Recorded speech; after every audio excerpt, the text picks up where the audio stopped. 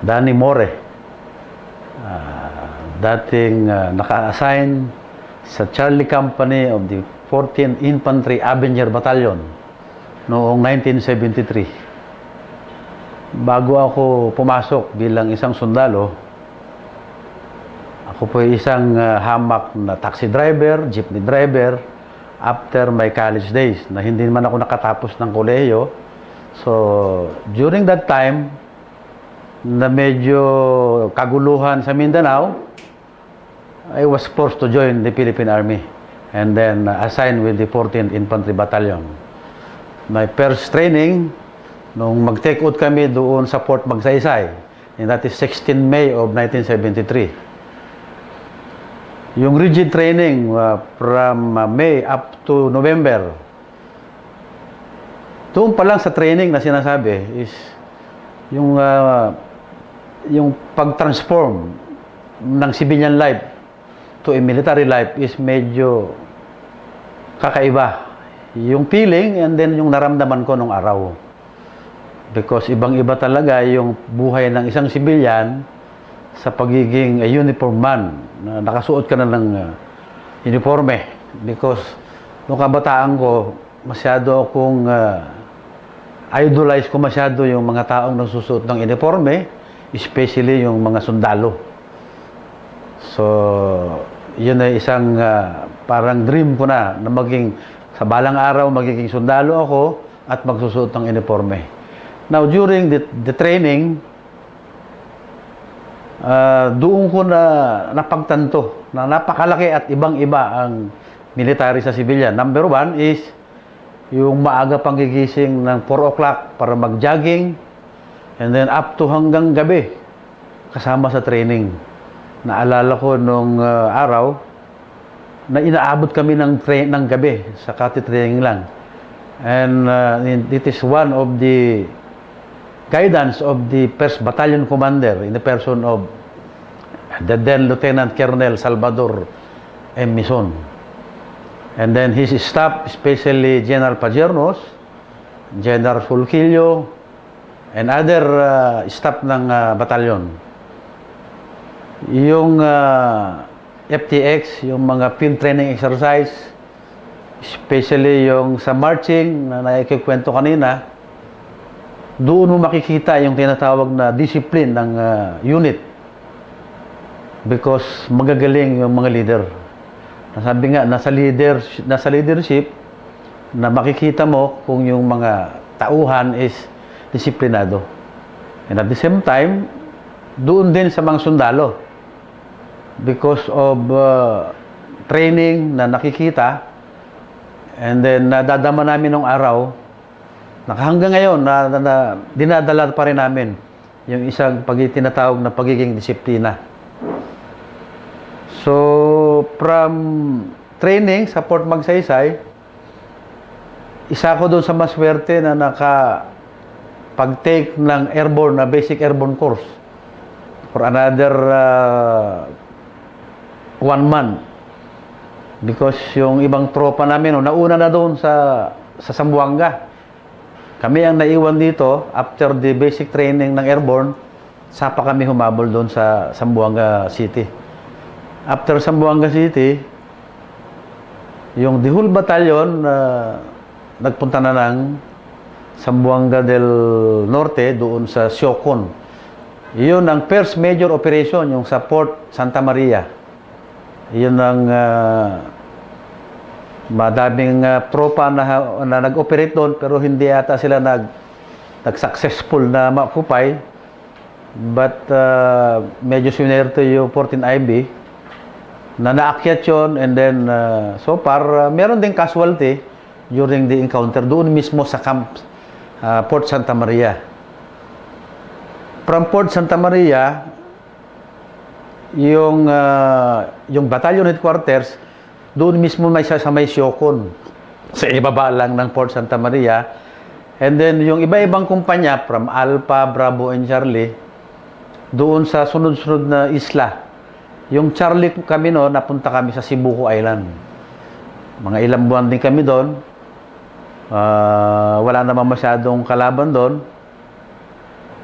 But after Siocon, Santa Maria, yung batalyon nag-move papuntang Hulo. And then from Hulo, maraming encounter na nangyari doon, maraming operations. Masyado ko na rin, hindi ko na rin masyadong matandaan yung iba. Mahina ako sa memorya eh. But meron ding mga operations doon na sinamahan ko rin na ang pinaka doon sa pagkandak ng operation is palaging yung sinasabing ni Jermison na maski saan tayo pumunta, may kalaban o wala, basta instill palagi yung disiplina sa sarili. And that is true because although nandun na kami sa field, sa operation, especially yung mahirap ang tubig, yung mga tao, although talagang wala, you will resort to yung sa buko.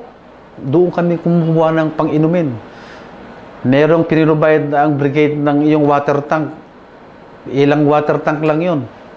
Sa Idihul Battalion. Doon ko nakita yung disiplina, yung water discipline na sinasabi. Hindi ka pwedeng kumuha ng tubig doon na ang kasya lang doon sa canteen cup, tawag ba doon, yung inumin? Yun lang ang kayang ilagay mo para inumin. Hindi ka pwedeng kumuha ng sobra, magpanglaba, etc. Wala. Doon ko nakita na talagang yung camaraderie ng bawat isa is talagang nasusunod.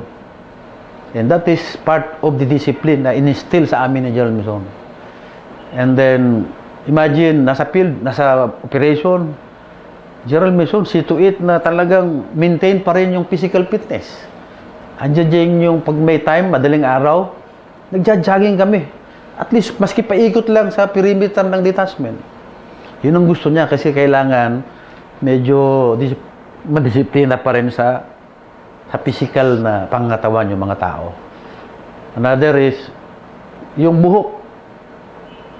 Maski na nasa field ka, meron kaming personnel na talagang marunong gumupit, yun ang naggugupit sa amin. At the same time, pag si General Mison napunta, nag-visit sa mga line company, sa line units, meron siyang dalang gunting.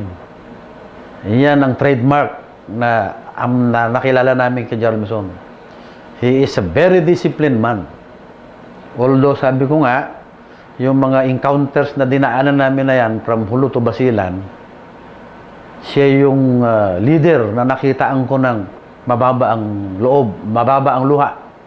Every time na merong mamatay or may casualty, hindi niya mapigilang tumulo ang luha. Because mahal na mahal niya yung mga sundalo niya. Ayaw niyang may merong mamamatay o masugatan. Doon kami lalong napamahal sa kanya as a leader.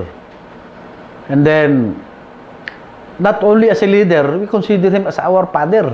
Why? Because he is always concerned on our health.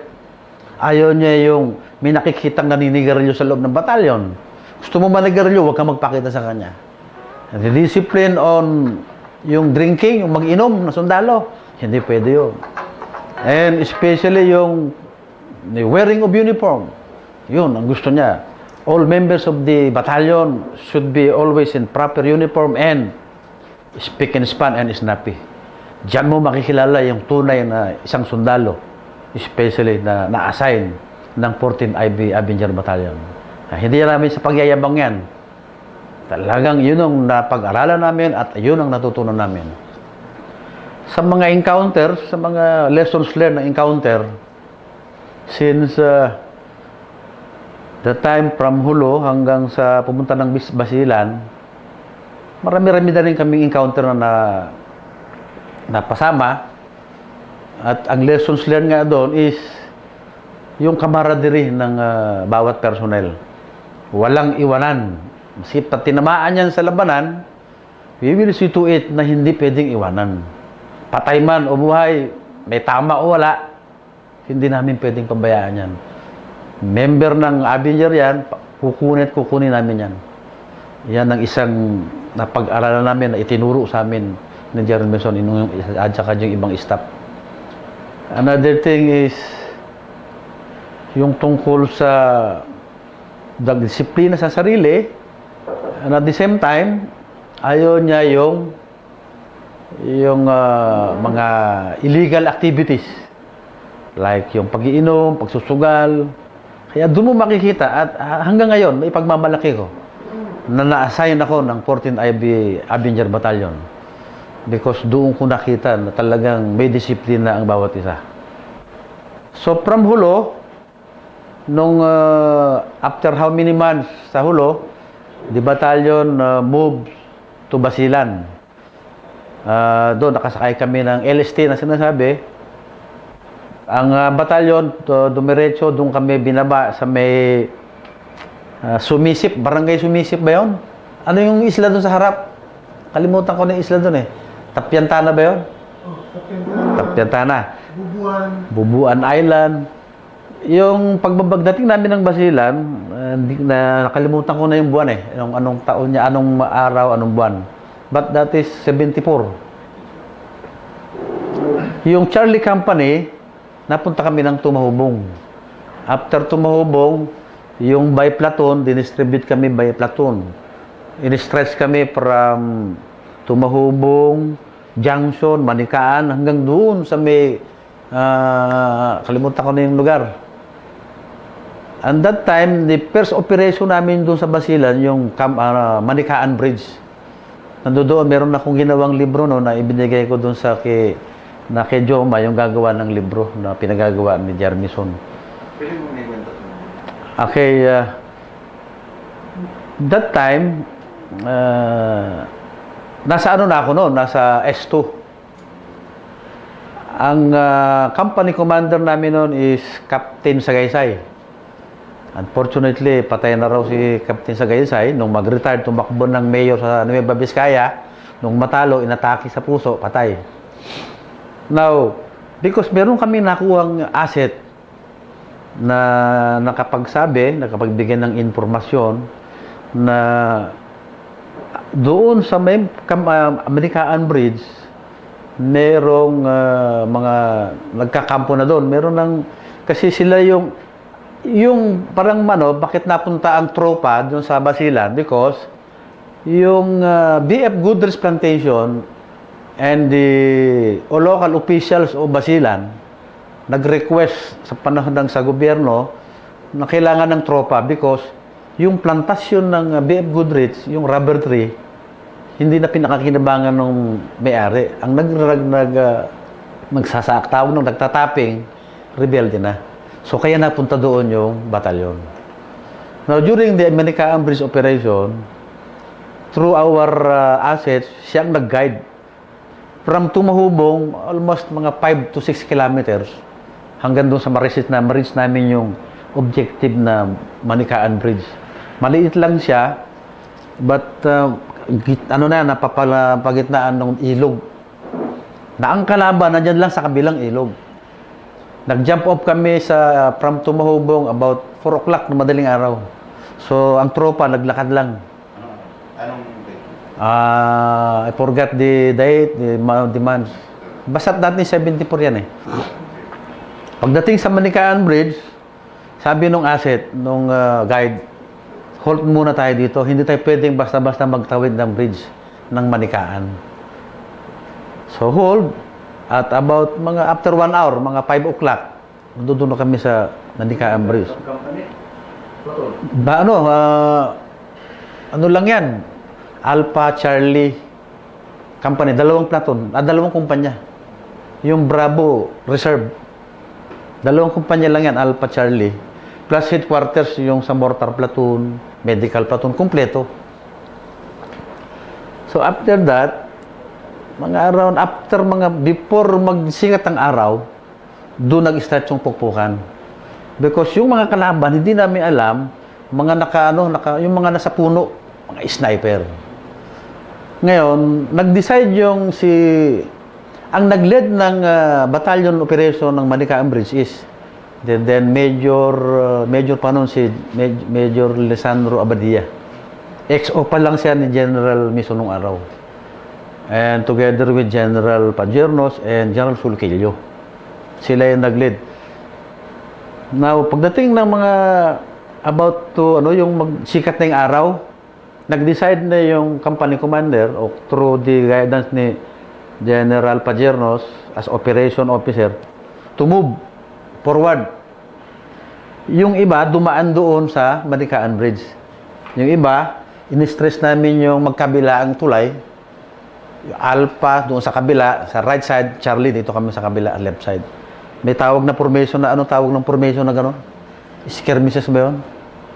Sabay-sabay kaming tatawid sa ilog, kasi malalim-lalim ang ilog eh. Merong mga dumaan doon sa tulay, yun ang binakbakan. Doon nagkapukpukan. Ang first verse doon na merong pa kami, ang daming casualty doon, nakalimutan ko yung mga pangalan. But meron akong awards na doon naka-specify yung mga pangalan at saka yung pinaka-contents yung narration nung incident, yung operation. Casualty doon is si PFC Tandingan na pagpukpukan, dumapa doon sa may tabi puno ng nyug. Nung araw kasi ang suot na sombrero nun is, alam mo yung lousy cap? Lousy cap, bat type na sinasabi. Nung makita namin yon at hapon na, nung ma-recover namin, nung mag-accounting ng tao, after how many hours na pukpukan. Nakita namin si Tandingan, patay na, nakadapa na gano'n, hawak-hawak yung Armalite na nakahawak yung kamay sa gatilyo, matigas na.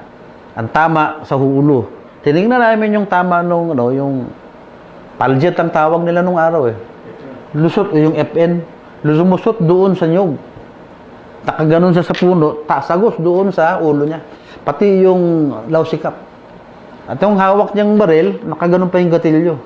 Sa tigas, nung pagkuha namin nung makukunin, i-recover yung baril, pumutok pa yon dahil sa nakaano yung kamay niya. Matigas na nung na-recover. And then, maalala ko doon si Sergeant Castro, PFC Castro pa noon, tinamaan sa puwet. Laglag yan doon sa tulay. And then, another is Sergeant Bidad. PFC pa kami noon, Bidad.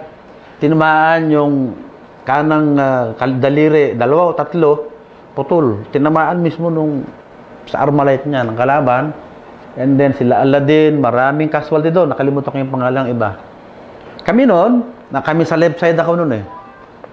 Pukpukan yan, putukan. Doon sa left side ko, merong kasama ko, kabas ko rin, si PFC Yadaw. Ang tawagan namin nung araw dyan is, Bayaw, may tama ako. Sabi ko, huwag ka munang gagalaw dyan, huwag akong bahala. Gusto kong lapitan siya para i-withdraw. Medyo din, binabakbakan ako ng kalaban because ako nakatago ako dun sa puno ng saging. Yung kalaban nasa mga sniper. Nung tinamaan yung backpack ko sa likod, akala ko may tama din ako eh. Kasi uminit eh. Yung pala, nadaplisan na yung ano ko. Talagang snipe na ako. So ngayon, palibasa yun yung na-instill sa akin yung pagiging isang disiplinadong sundalo. And at the same time, yung kasama ko na tinamaan, gusto kong i-extricate para i-withdraw, i-dalin sa ano. Nung nakalapit ako dun sa kabas ko na yung siya daw, nung hinawakan ko ang tama sa leeg, malalim na.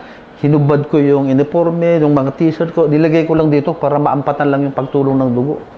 Tawag na ako. May tama siya daw. Sige, i-withdraw. Hinila ko na lang yan. Pag tumayo ka, tatababakbakan ka. Yung mga kabats ko, suportahan nyo ako ng putok para iba i-withdraw ko to. Sa awa ng Diyos na i-withdraw ko yung tao, yung kabats ko, na isakay sa APC, withdraw doon sa tumuhubong na gamot. Dinala sa Biluna, unfortunately, nabuhay man, pero paralisado yung tao. And then, yung mahabang oras ng puktukan, pagdating ng bandang hapon, doon namin na-recover, nalaman, marami kaming casualty, and at the same time, maraming, awang ko, 2 o 3 yung casualty doon, nakakiya pala. Hanggang doon na kami nag-standby, hanggang gabi, inabot kami ng gabi, hindi kami makapagluto because may kalaban pa rin eh. So, ang estimate namin doon, inabot kami doon ng mga 2 to 3 days bago umatras yung kalaban. Kasi araw-araw, kinabukasan, pukpukan na naman. Ang nakatulong sa amin is yung 105 na naka-station doon sa tumuhubong. About mga 5 to 10 kilometers, abot yun eh. At the same time, yung mga mortar platoon, doon nag-withdraw yung kalaban after 3 days. Nung maka-advance na kami, makikita mo yung mga puno at saka yung mga dugo na marami ring casualty at marami ring namatay sa kalaban. Yan ang na-recall ko, yan ang sabi ko nga, yan ang parang Battle of Manikaan Bridge. Ang lessons learned na nakuha namin dyan, napag-alaman din namin na yung naging guide namin, may contact din pala sa kabila. Ibig sabihin, ano kami, yung parang nilagay kami sa alanganin. Sinuong kami dun. Ibig sabihin, may contact sa kabila. Although, kung alam nila ano yan, ng mga officer namin. Natandaan ko yung nag-guide namin eh. Ang pangalan niyan. Nakalimutan ko na yata ang pangalan. Anyaman. Si Mr. Anyaman. Ano siya, yung mistisong Muslim na yakan. Nagtatrabaho sa DF Goodrich as security guard. So, nagtiwala yung batalyon noon, kaya siyang kinuhang guide. So, yan ang na-recall ko doon, yung sa Manikaan Bridge. Na yung ibang operation sa Basilan, yung Kambarkat, meron akong ginawa. But, hindi na yung time ni General Mason. Kay General Pajernos na yun. So far, yun lang ang gustong masabihin ko. Yung kung ano man yung lessons learned na number 1 palagi kong sinasabi is yung discipline. And then, doon sa operation, maintain pa rin yung disiplina namin na pag merong casualty, hindi namin pwedeng pabayaan. Sir, anong bayan ito, sir, yung Manikaan Bridge? Sakop yan ng Sumisip, Basilan. Sa ngayon, kung mapapansin nyo, laging nasa dyaryo ngayon yung Sumisip. Because Sumisip is isang malaking munisipyo na ang mga karamihan dyan nasasakop is mga plantation. Rubber tree plantation, coffee, yan ang mga product dyan. Maraming mga nag-aaway-aaway yan because malaki ang revenues ng nakukuha nila. Sir, pwede mo mag-ginto yan. May General Pajernos. Pajernos, Kambarkat. Pwede mo mag-ginto. Okay. Yung Kambarkat na yan, magkakasama yan, Kambarkat, Bagindan. Kalimutan ko yung ibang lugar eh. Through our asset din, kasi kailangan natin ng network doon eh. Nasa Esto na rin ako noon eh, ng batalyon. Meron kaming naging kaibigan na mag-asawa. Mga bata pa, mga bagong kasal eh. Kaibigan, and then nakapagkwento siya na meron siyang uncle, commander, doon mismo sa Kambarkat. Nung kwento niya yung Kambarkat, is a training ground ng MILF doon sa Basilan. Malaking lugar ito. Hindi ko na may malaman eksakto kung anong nakakasakop, kung Bagindan, wala na yung ko. Kaya kung makakuha tayo ng mapa, makikita na doon yan. Ang operation na yan was joined na operation niya ng 14th IB, 34th IB, 43rd or 34th plus yung mga Marines, yung yung PC Battalion. Sige, Marines. PC Battalion. Nakalimutan kung 58, 59, etc. Nakalimutan ko na. Malaking malaking joint operation, composite. But ang lead yung 14 IB through Colonel Pajernos as the battalion commander and Colonel Fulquillo.